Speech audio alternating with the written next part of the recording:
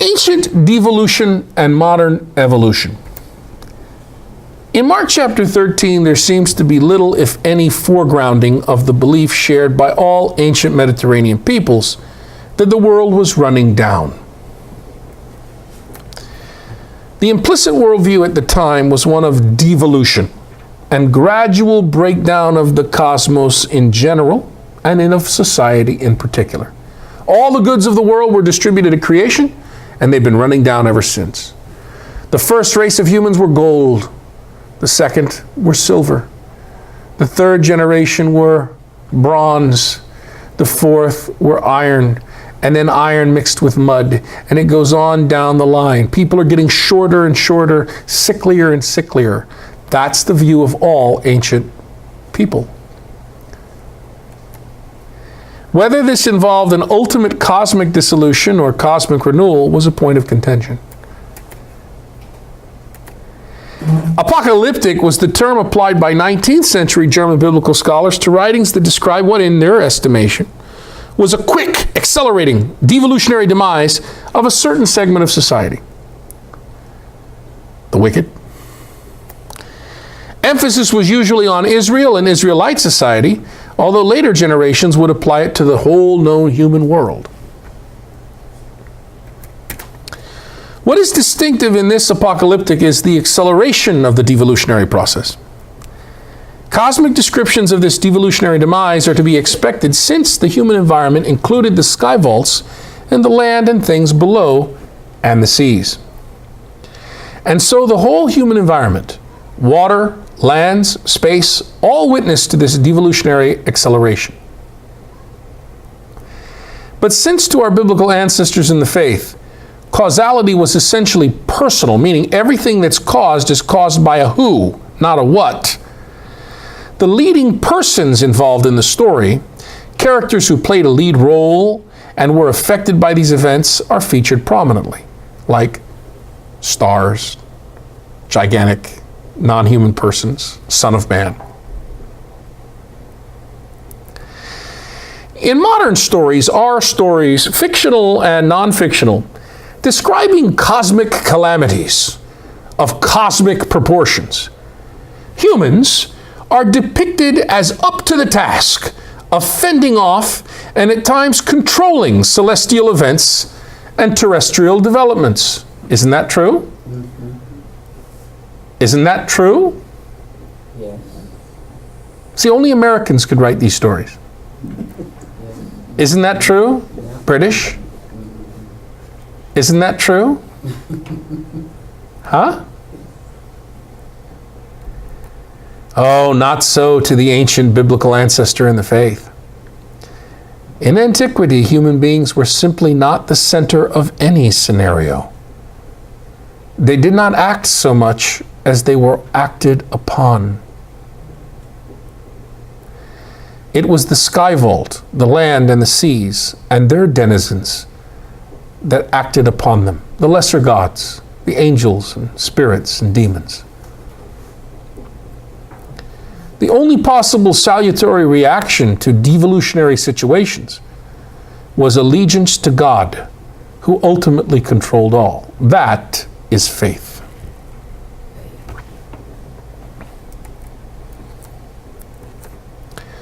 To summarize, first century people believed in devolution, just as 19th century Germans and modern Euro-Americans after them believed in evolution. First century persons believed in regress, just as 19th century German elites and contemporary Euro-Americans after them believe in progress. An ancient Greek speaker might call the common devolutionary perspective kakoterology, worse-ology. Not eschatology, not apocalyptic. To call the ancient symbols of this common belief apocalyptic and systems of explicating the symbol eschatology is simply not useful. Bruce Malina explains that we live in a society that has a parallel and equally strong belief in evolution, social and organismic, in face of physical entropy, and progress. If we call our cultural outlook scientific, should we not develop a theological perspective that is kakoterology or regress-ology? Better-ology?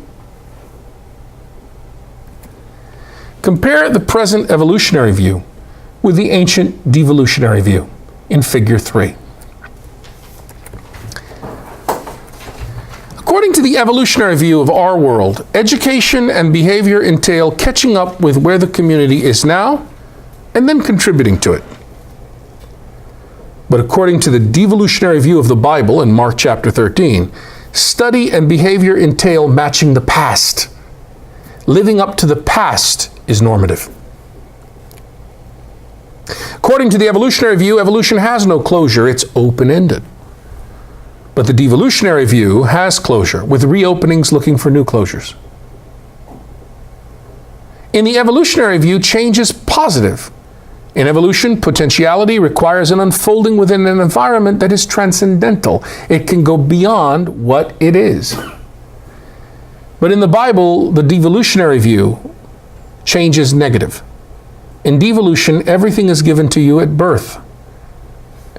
Life is one big, long present tense, with the forthcoming emerging from what is present.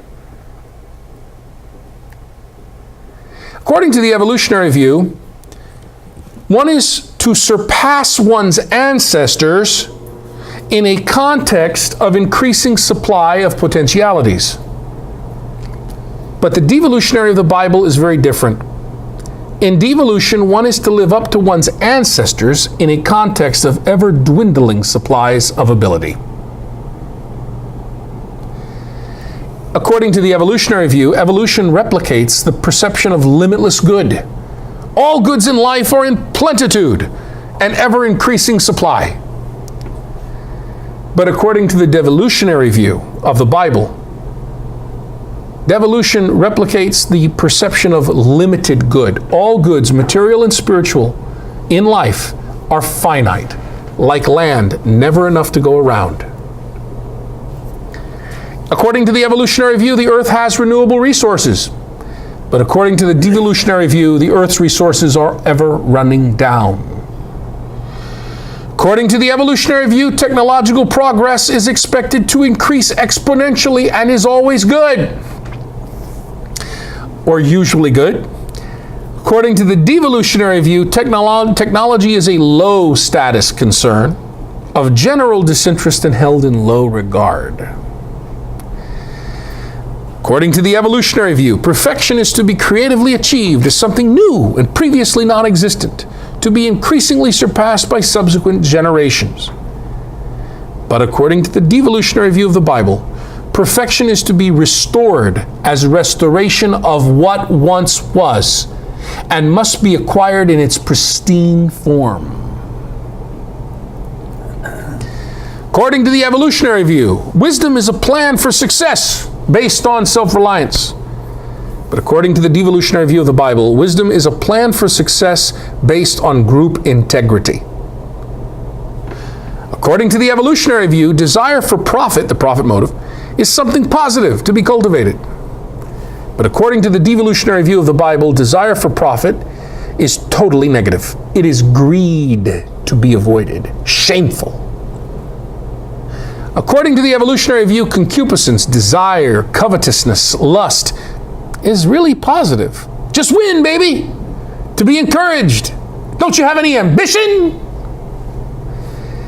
But according to the devolutionary view of the Bible, concupiscence, desire, covetousness, lust is totally negative, shameful, and summarizes or synthesizes all possible violations of the Decalogue, the Ten Commandments, which, of course, when you do that, those are all the causes for blood feud. According to the evolutionary view, increasing physical development, larger crops, larger, bigger, better, healthier children, animals are expected. When it doesn't happen, there's a serious problem in the way we look at the world. But according to the devolutionary view found in your Bible, decreasing physical development, smaller crops, smaller, weaker, sicklier children, animals, etc., are evident. According to the evolutionary view, agricultural superproduction is in evidence, but according to the devolutionary view, agricultural deterioration is in evidence. According to the evolutionary view, the goal of human life is not perfection, meaning completion, but first catching up with where the development process is and surpassing the present status quo. But according to the devolutionary view of the Bible, the goal of one's life and in society is perfection, meaning completion, finding ever more creative ways to live up to traditions.